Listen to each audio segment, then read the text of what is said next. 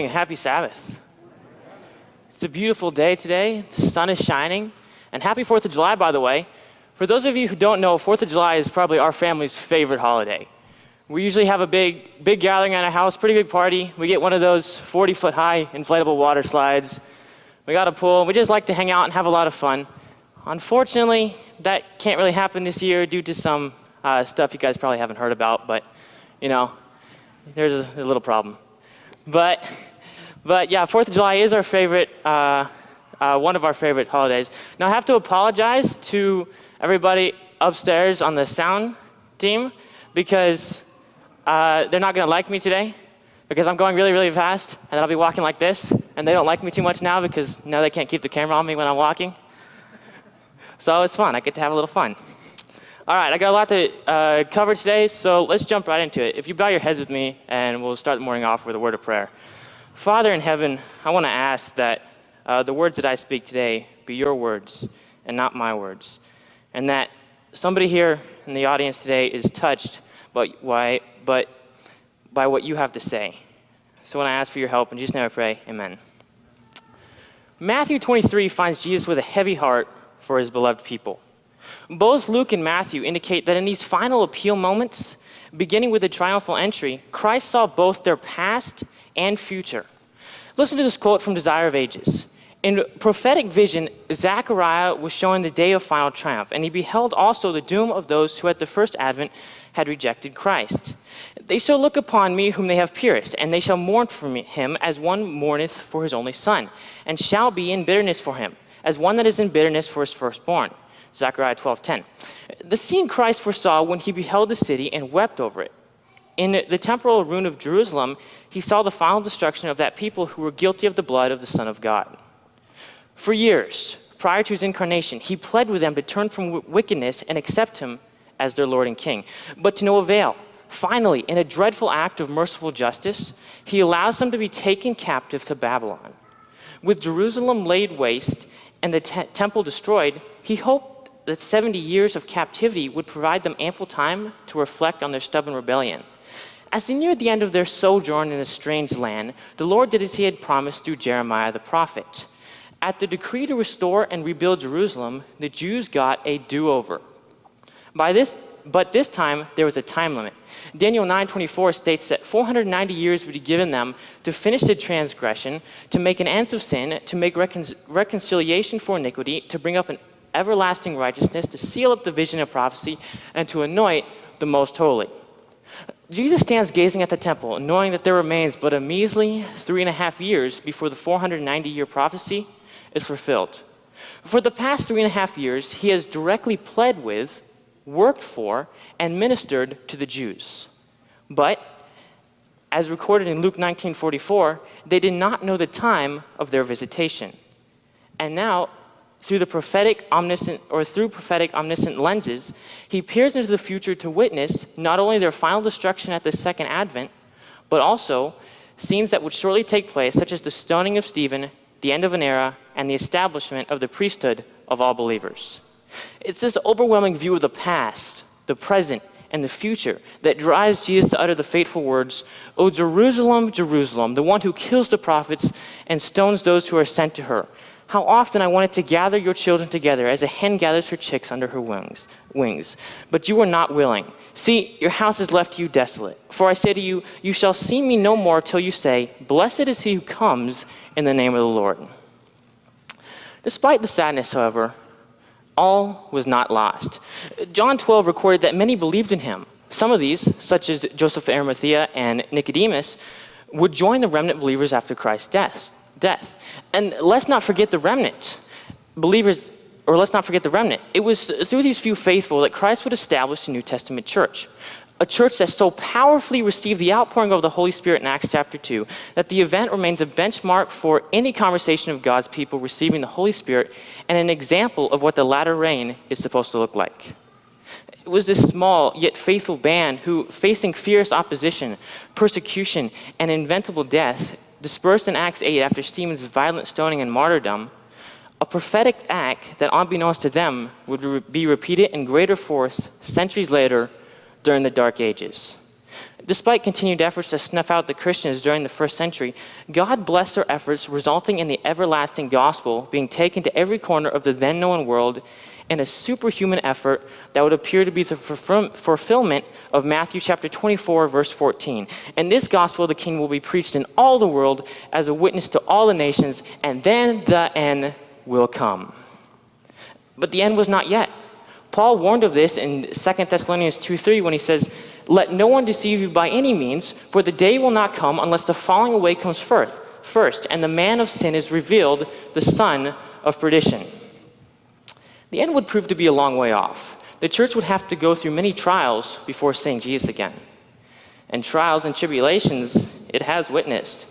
As we near the end of the first century, strange doctrines and practices began to creep into this church.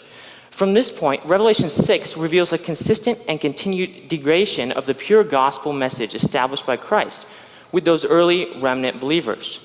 A progression that would give birth to some of history's darkest hours as Christianity corrupted, savagely hunted, and violently quieted any opposing voices during the Dark Ages.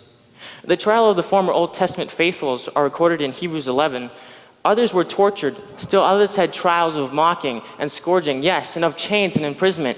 They were stoned. They were sawn in two. They were tempted, were slain with the sword.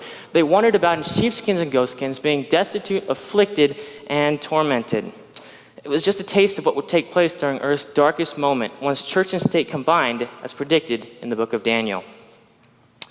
It is during this pale horse time period of Earth's history that we hear the cry of the fifth seal found in Revelation chapter 6, verse 9 through 11. When he opened the fifth seal, I saw under the altar the souls of those who had been slain for the word of God and for the testimony which they held. And they cried out with a loud voice, saying, "How long, O Lord, holy and true, until you would judge and avenge your blood on those who dwell on the earth?" Then a white robe was given to them, and it was said to them that they should rest a little while longer, until both the number of their fellow servants and their brethren who were killed as they were completed. The Christians were faithful to the death and willing to give up all for the cause. Nevertheless, as we can easily sympathize with, the relentless persecution of Christians gave birth for a desire of freedom. Many looked for places of refuge where they would be safe from the threat of extinction and where they could worship God as their conscience dictated. Little did they know that God had already prepared a place. Revelation 12:13 through 16 predicted that the woman, God's church who was hiding in the wilderness, would flee to the earth, who would open his mouth and swallow up the flood of persecution which the dragon had spewed out of its mouth. The earth referred to in verse 16 is none other than our United States of America. Our nation became the refuge for those who longed for liberty. Since its discovery, waves and waves of the oppressed have sought protection within its borders. But freedom did not come quickly or cheaply. Revelation 12:17 prophesied that the dragon would be angry and would come to make war. When our forefathers came to America, they had only succeeded in putting an ocean between them and their oppressors. And while that was a great reprieve, it was not freedom from the crown. We all still remained under British rule and subject to the old ways that we so desperately wished to leave behind. Steadily, tensions continued to rise until it was decided that we wanted a full and complete severing. This decision resulted in the War of Independence. Here's a little snippet of our liberty story, a history we should all well know from our grade school days. It's December 18, 1620. The British state Mayflower lands at modern-day Plymouth, Massachusetts, and as passengers prepared to begin their new settlement, Plymouth Colony. The founding of this settlement would soon be followed by many other settlements. In fact, between 1620 and 1768, a total of 13 colonies were started. Just curious, can anybody name all 13 colonies? No? Man, I was hoping for a little help. All right, let me help you out. There was Connecticut, Delaware, Georgia, Maryland, Massachusetts, New York, New Jersey, New Hampshire, North Carolina, Pennsylvania, Rhode Island, South Carolina, and Virginia. Everything was going fairly well until 1768, when British troops landed on our shores. The British troops and soaring taxes raised tensions, giving way to the 1770 Boston Massacre, in which the British had the upper hand. It's interesting to note how people in those days react to things very similar to how people act in today's time. If you looked at the news in the last couple of weeks, you've seen all the crazy things that happened and this and that and the other, and people were responding to it by having a bunch of protests. Well, that's exactly what happened in their time. After a couple of years of what our forefathers deemed as British abuses, we had had enough and planned a protest, now famously known as the Boston Tea Party. December 16, 1773, Americans showed up at Griffin's Wharf, dressed or disguised as Indians, and threw 342 chests of tea into the ocean. It took nearly 3 hours to empty the 90,000 pounds of tea into the water. That's equivalent to about $1 million in today's money. Needless to say, this was not well received. Tensions continued to rise, resulting in American and British militia clashing at Lexington and Concord on April 19, 1775, signaling the start of the War for Independence. The British had a strong army, 133,000 troops of highly trained men. They had defeated both France and Spain in different wars and likely felt they were unbeatable. And logic tells us that they probably were, or at least they should have been. In contrast, the American colonies were bolstered by 96,000 troops of farmers and hillbillies. The 13 colonies were simply not a very good match against the highly trained forces of Great Britain. They had a heart, and they fought anyway. The war wasn't won with just one person. It was so many combined efforts of everyone. There are so many stories of people who contributed to the war that we could be here all day. The internet has some incredible stories of people who contributed to the war, and I just pulled out a few. Take Peter Francisco, for instance. He was abandoned on a dock on the coast of Virginia when he was just 4 years old. The young boy, thought to be Portuguese, was taken in and raised by a local judge, Anthony Winston.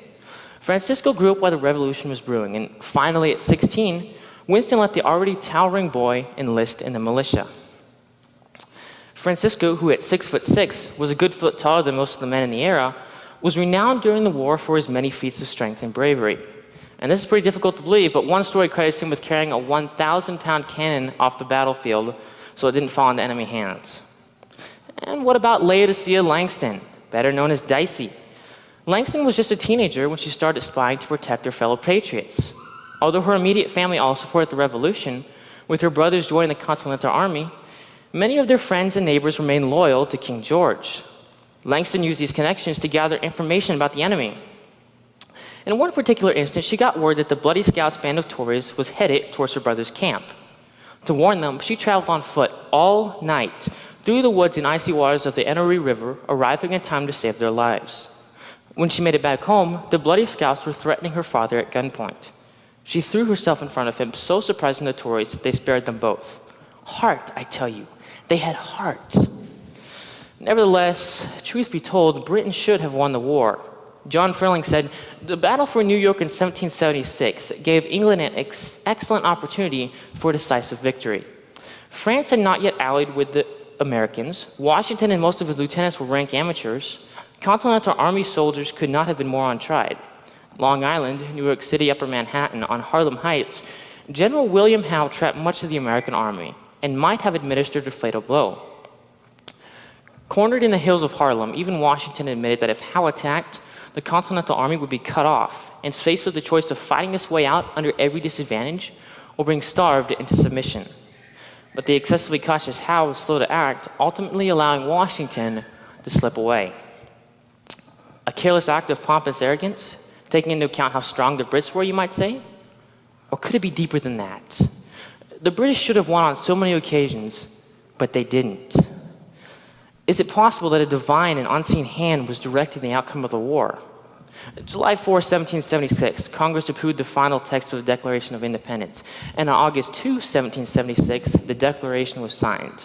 September 3, 1783, the Treaty of Paris was signed and the war was officially over, stating that the United States of America was and still is one nation under God, indivisible, with liberty and justice for all. But how did they win? I mean, with Britain's strength and numbers, how is it realistically possible that they won? I mean, how did they win? Simple. In Daniel chapter 2, verse 45, after explaining to King Nebuchadnezzar the progression of the kingdoms and the history of the world until the establishment of Christ's everlasting kingdom, Daniel made this powerful statement. The great God has made known to the king what will come to pass after this. The dream is certain and the interpretation is sure. Friends, the fact is that the human kingdoms are not in control of this world. As Daniel mentioned in his prayer of thanksgiving in Daniel 2:21, God removes kings and sets kings up. Revelation 12 prophesied that the earth would help the woman and swallow up the wrath of the devil. And as in Daniel, the prophecy is certain in its interpretation, sure. It could have been 1,000,000 special force soldiers against America's pitiful militia, and it would not have mattered because the outcome would have been the same. The time had come for liberty and freedom from the Dark Ages. The 1260-day prophecy of Daniel 7 was set to expire in 1768, when papal Rome would receive a fatal wound, as recorded in Revelation chapter 13. And America? Well, God had a plan for this country and for a remnant movement that would be birthed from those 13 colonies. Make no mistake about it, friends, it was God's providence that provided our independence, liberty, and freedom. But King Solomon in Ecclesiastes 1:9 said, "There's nothing new under the sun." And true to this statement, we find that dark ages were not the first time that God's people were oppressed and desired freedom. Let's journey back to a well-known Old Testament story of oppression and liberty, a story similar to that of the American Revolution. Grab your Bibles and turn to Exodus chapter 1 and starting at verse 6. We're going to Exodus chapter 1 starting at verse 6. Now Joseph and all of his brothers in that generation died, but the Israelites were exceedingly fruitful, and they multiplied greatly, increased in numbers, and became so numerous that the land was filled with them. Then a new king, to whom Joseph meant nothing, it came to power in Egypt. Lost place. "Look," he said to his people, "the Israelites have become far too numerous for us. Come, we must deal shrewdly with them, or they will become even more numerous, and if war breaks out, we'll join our enemies and fight against us and leave the country." We remember the story well. Joseph had just died, as well as everyone in that generation that knew him. When the new king came to the throne, there was a lot of Israelites, a ton of Israelites, like 3 million Israelites. And he didn't understand why they were there because, well, he didn't know Joseph. I can imagine the king and his advisors all sitting around a table. And the king says, "Well, is that the last thing on the agenda?" "Well, king, yeah, there is one more thing we need to discuss. There's this group of people, they're big enough to annihilate us if they decided to, and they're right in our land." "What?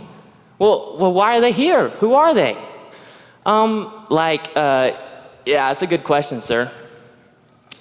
Apparently, after some discussion, the obvious solution was to deal shrewdly with them. So what does deal shrewdly mean? Let's keep reading, verse 11. "Therefore they set taskmasters over them to afflict them with their burdens, and they built for Pharaoh supply cities, Pithom and Ramses. But the more they afflicted them, the more they multiplied and grew, and they were in dread of the children of Israel. So the Egyptians made the children of Israel serve with rigor. They made their lives bitter with hard bondage in mortar and brick and in all manner of service in the field. All the service in which they made them serve was with rigor." According to these verses, life wasn't very good for the Israelites. They were forced to work hard. It says their lives were made bitter with hard bondage in brick and mortar and in all manner of service in the field. It doesn't seem like it could get much worse, but it does. Verse 15, "Then the king of Egypt spoke to the Hebrew midwives, whom the name of one was Shipra and the name of the other Puah. And he said, 'When you do the duties of a midwife for the Hebrew women, and you see them on their birth stools, if it is a son, then you shall kill him, but if it is a daughter, then she shall live.'" Everything seemed to be going downhill at this point. There doesn't seem to be much hope. How would you have felt if you were an Israelite and it was your baby facing the sword? Would you have been pleading to the Lord for mercy and salvation? I can only imagine the dread and horror that they dealt with daily. But God had not abandoned them, nor turned a deaf ear. God always steps in and intervenes when the time is right, and that is exactly what happened here. Let's keep reading, verse 17. "But the midwives feared God and did not do as the king of Egypt commanded them, but saved the male children alive." In the middle of a country where the king's word is law, these Hebrew midwives knew that it didn't matter what the king said. It didn't matter what the law said if it went against what they felt God would have them do. They knew that eventually what would matter in the end is our faithfulness and obedience to the precepts of God. So I ask you, how is it with us? Are we as resolute to keep God's commandment no matter what the consequences? Verse 18, "So the king of Egypt called for the midwives and said to them, 'Why have you done this thing and saved the male children alive?'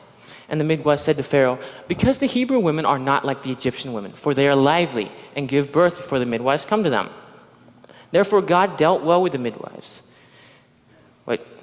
Okay. And so it was because the midwives feared God that he provided households for them.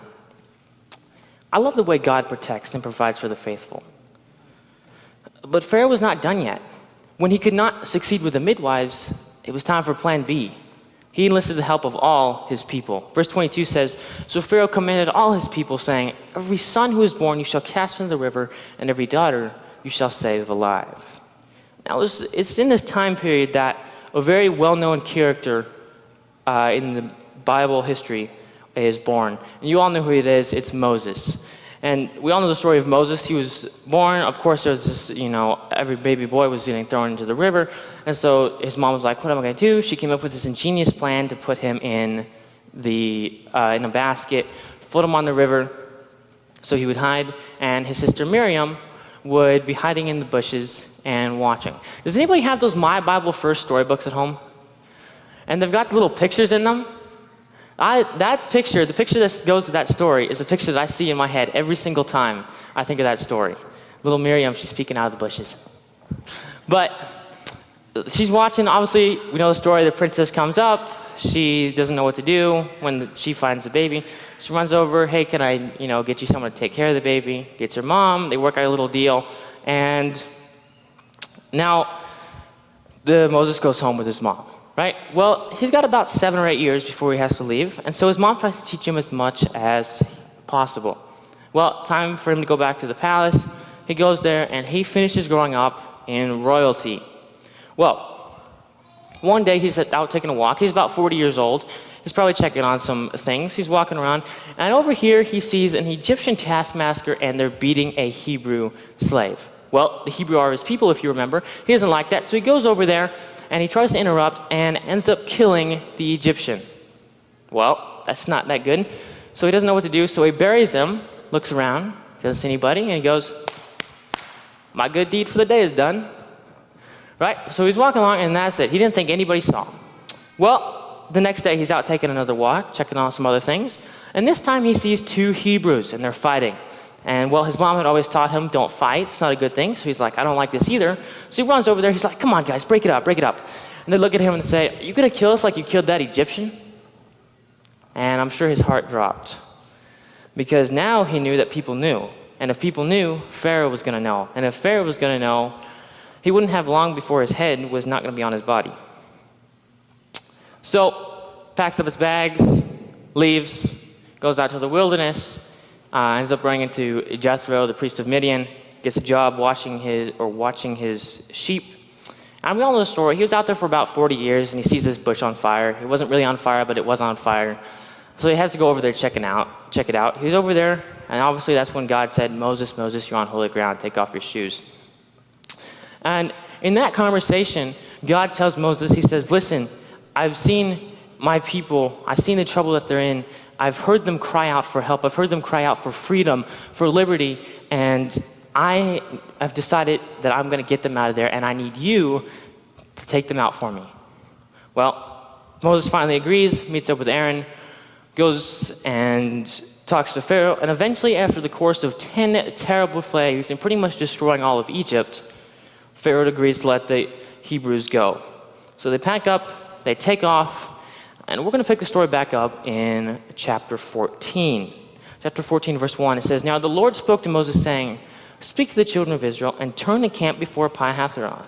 Between Migdol and the sea, opposite Baal-zephon, you shall camp before the sea. For Pharaoh will say to the children of Israel, they are bewildered by the land. The wilderness has closed them in.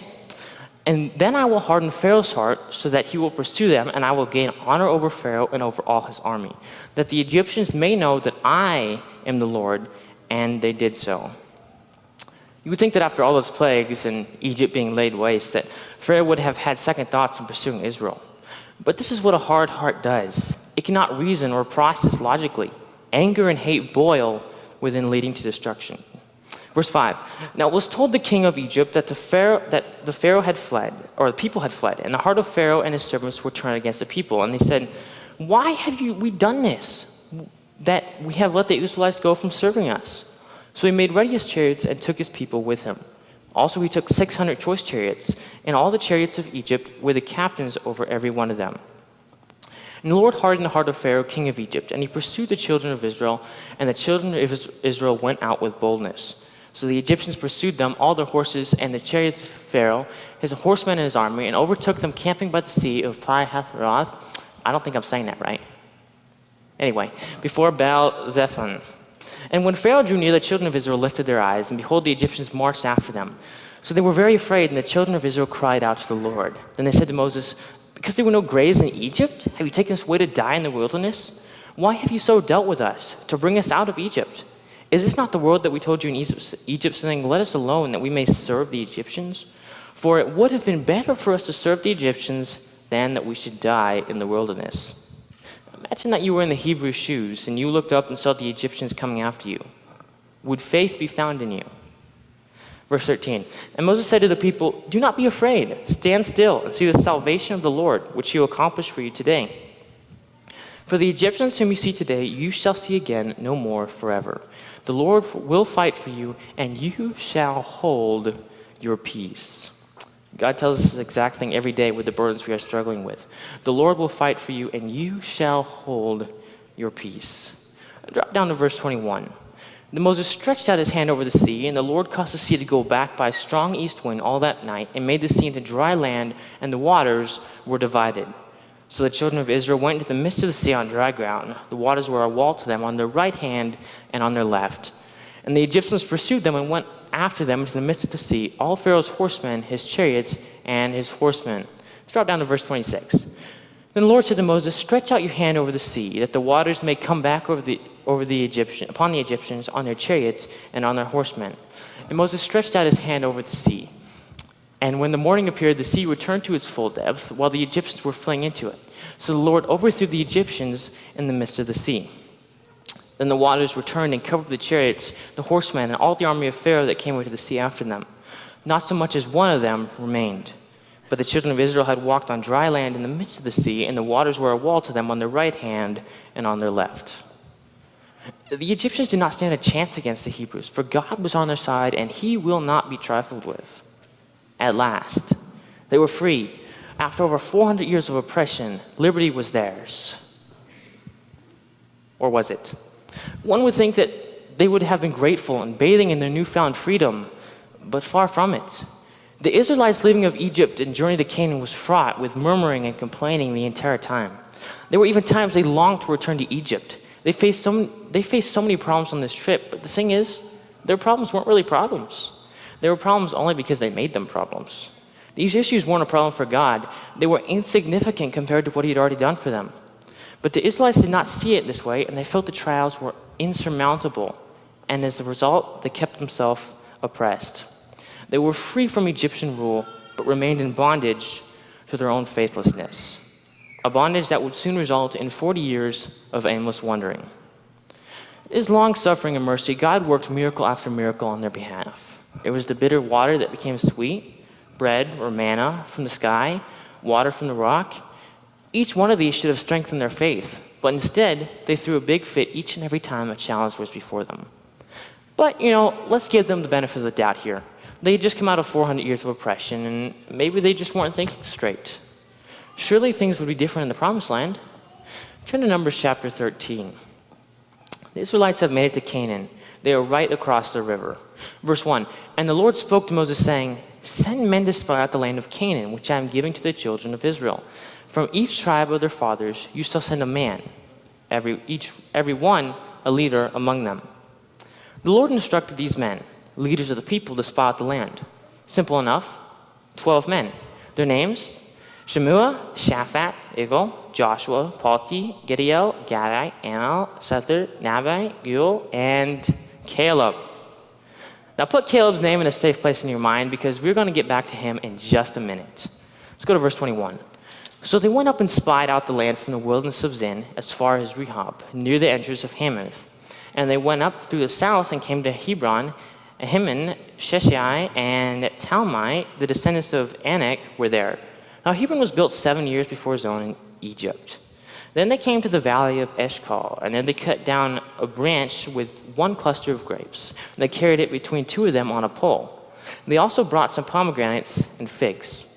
The place was called the Valley of Eshcol because of the cluster which the men of Israel cut down there. And they returned from spying out the land after 40 days. Here they were. They just returned from spying out the land for 40 days. And what was the report they gave to the people? Verse 27, and when they told him and said, we went to the land where you sent us. It truly flows with milk and honey, and this is its fruit. Nevertheless, the people who dwell in the land are strong. The cities are fortified and very large. Moreover, we saw the descendants of Anak there. The Amalekites dwell in the land of the south. The Hittites and Jebusites and Amorites dwell in the mountains. And the Canaanites dwell by the sea and along the banks of the Jordan.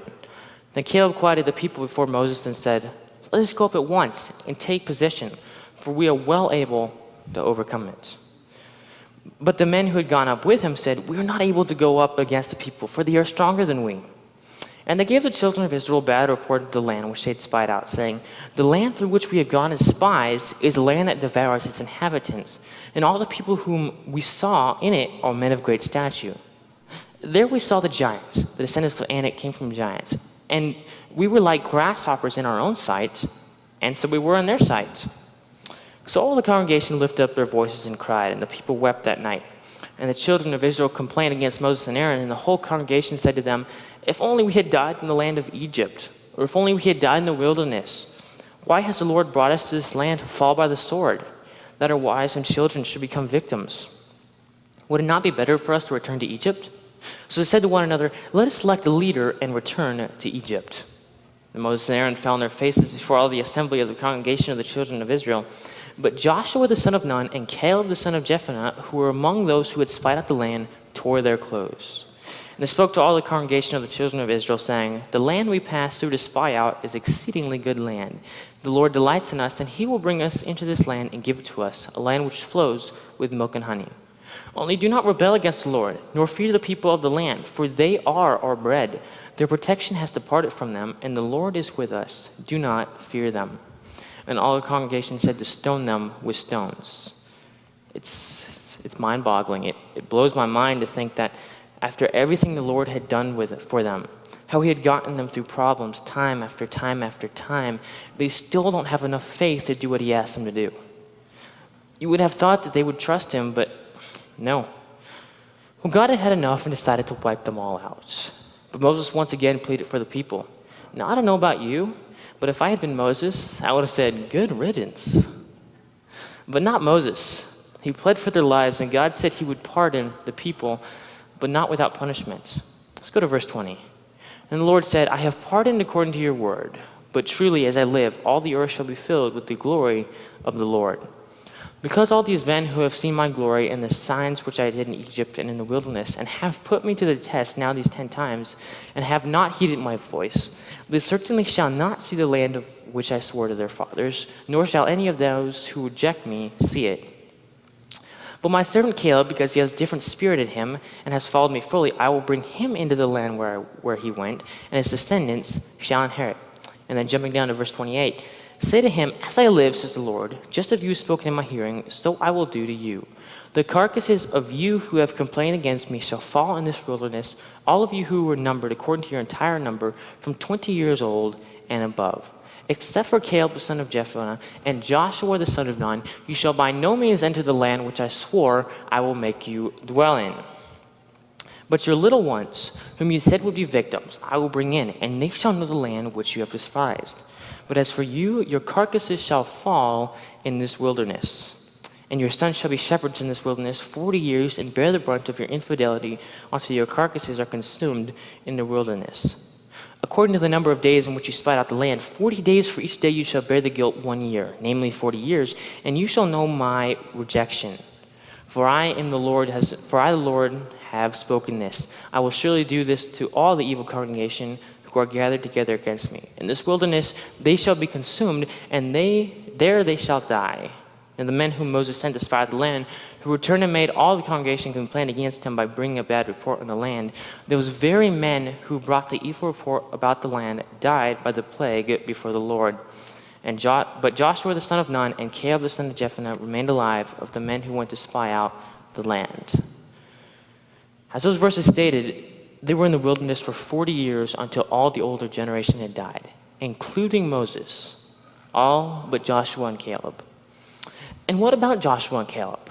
When Moses died, Joshua became the new judge and finally led Israel into Canaan. Caleb was a pillar of faith and fearlessly conquered the lands promised him by Moses.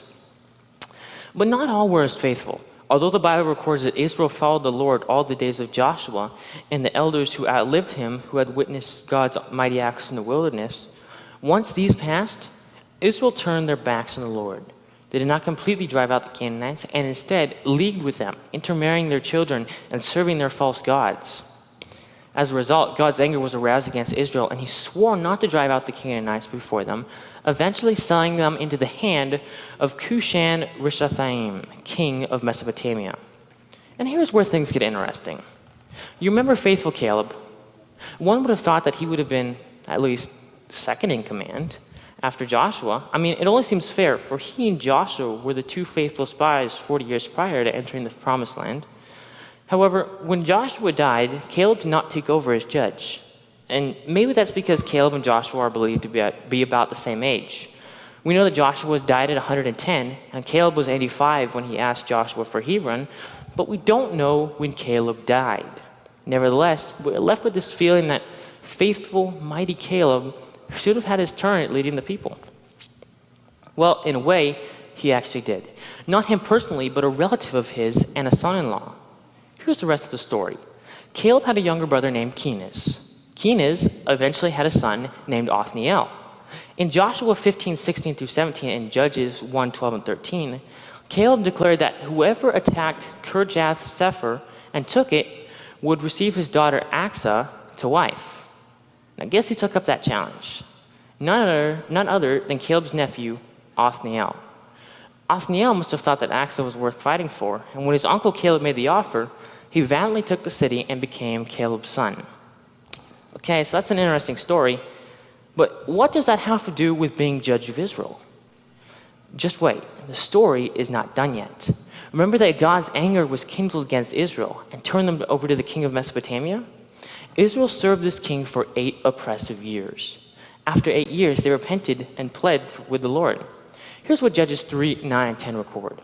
When the children of Israel cried out to the Lord, and the Lord raised up a deliverer for them, the children of Israel, who delivered them, Othniel, son of Kenaz, Caleb's younger brother. The Spirit of the Lord came upon him, and he judged Israel. He went out to war, and the Lord delivered Cushan-Rishathaim, a king of Mesopotamia, into his hand, and his hand prevailed over Cushan-Rishathaim. Isn't that amazing? Caleb never got a chance to lead the people because of his age, but the Lord rewarded his faithfulness by allowing his nephew and son to become judge. But wait, now I'm going to sound like a TV commercial here. But wait, there's more. After Othniel defeated Cushan-Rishathaim, how long do you think there was peace in the land? Take a guess. 40 years. Yep, that's right. It's as if everything came around full circle. Israel's rebellion led them into the wilderness 40 years because they would not listen to Caleb. But eventually, they chose to listen to Caleb's son Othniel, and God rewarded them with freedom and 40 years of peace. I just love that. But now, for the rest of the story, let's put it all together. Israel was oppressed in Egypt, and God raised up a deliverer who, through God, brought them to freedom. But this freedom did not last. Eventually, they were oppressed again, and when they cried out to the Lord, he raised up Othniel from the faithful family of Caleb, who, once again, through the blessing of God, brought them liberty and freedom. This pattern of oppression, when God's people would turn away from God, and freedom, when they would call out to God in repentance, continued all the way to the Dark Ages. Once again, God's church had become corrupt, and much like Israel of old, God heard the cries of the faithful. But just like he parted ways with Israel as a chosen nation in order to bring freedom to those who still believed in him, God parted ways with what was left of the corrupt New Testament church, choosing not to deliver it, but instead to give freedom to a devout remnant who had been oppressed by none other than the church itself.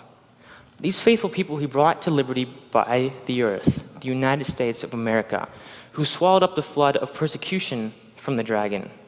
And over 200 years, we have enjoyed freedom, peace, and liberty.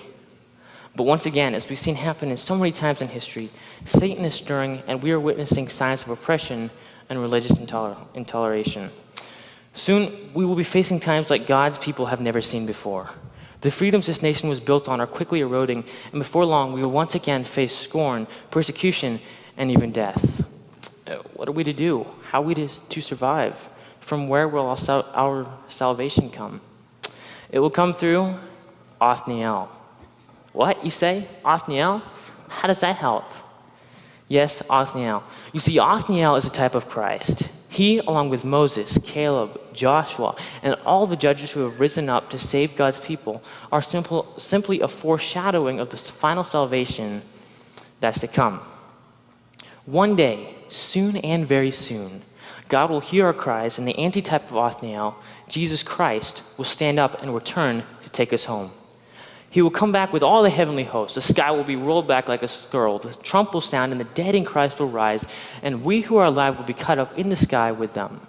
And finally, we will see liberty and freedom. And, if you think you've seen a 4th of July celebration here, it pales in comparison to the freedom celebration we're going to receive in heaven. Listen to the statement found in early writings. Then I saw a very great number of angels bring from the city glorious crowns, a crown for every saint with his name written thereon. As Jesus called for the crowns, the angels presented them to him, and with his own right hand, the loving Jesus placed the crowns on the head of the saints. In the simple manner, the angels brought the harps, and Jesus presented them also to the saints. The commanding angels first struck the note, and then every voice was raised in grateful, happy praise, and every hand skillfully swept over the strings of the harp, setting forth melodious music in rich and perfect strains. Then I saw Jesus lead the redeemed company to the gate of the city. He laid hold of the gate and swung it back on its glittering hinges and bade the nations that had kept the truth enter in. Within the city there was everything to feast the eye. Rich glory they beheld everywhere. Then Jesus looked up upon his redeemed saints. Their countenance was radiant with glory. And as he fixed his loving eyes upon them, he said with his rich musical voice, I behold the travail of my soul and am satisfied. This rich glory is yours to enjoy eternally. Your sorrows are ended. There shall be no more death, neither sorrow nor crying, neither shall there be no more pain. I saw the redeemed host bow and cast their glittering crowns at the feet of Jesus. And then, as his loving hand raised them up, they touched their golden harps and filled all heaven with the rich music and songs to the Lamb. Friends, I don't know where you are in your walk with Jesus today, but look around you. The world is a mess. It's quickly coming to an end. Soon Jesus will be here to take us home, and I want to be there. I make my decision for Christ. Today, Father, I give you my life anew and wish to be in your kingdom. But what about you? Will you join me in renewing your commitment to Christ? Or maybe you have not yet given your life to Jesus. Why not make that decision today, right here, right now? There's a connect number, and they should throw it up on the screen. If you want to give your life to Jesus, I encourage you online and here to text that number, and someone will get a hold of you as soon as possible. But for the entire congregation that's here today, if you want to say to Jesus, Lord, I want to be a part of your freedom celebration in heaven, will you stand with me as I pray?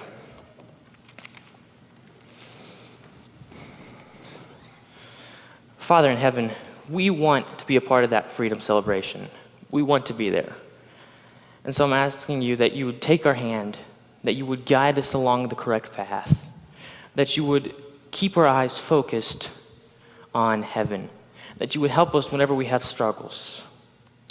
In Jesus' name I pray, amen.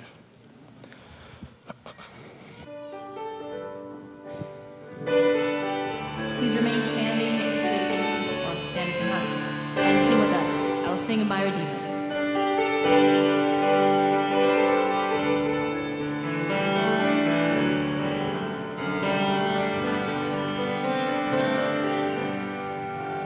I will sing of my Redeemer, and His wondrous love for me. On the cross, He suffered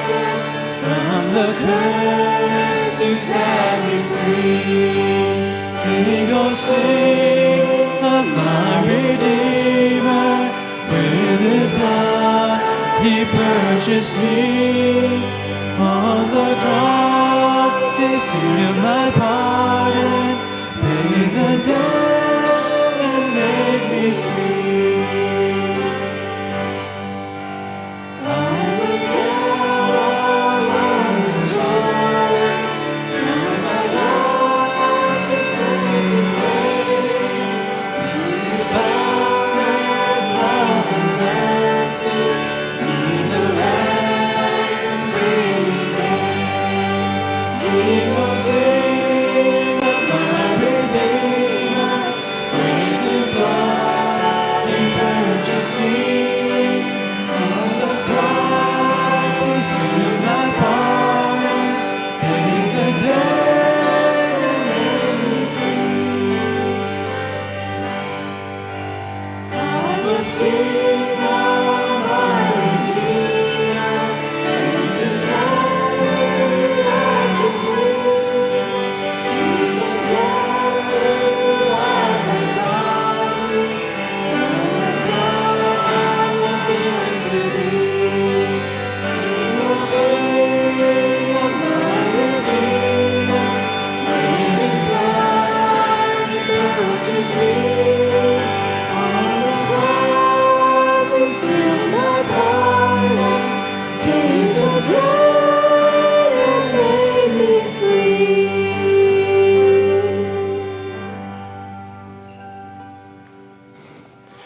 Father in heaven, thank you for this day. Thank you that you gave us a time that we could meet and learn about you. I want to ask that you be with all of us this week as we go our separate ways. Bless us and keep us on the right path, because we want to be in that freedom celebration. In Jesus' name I pray, amen.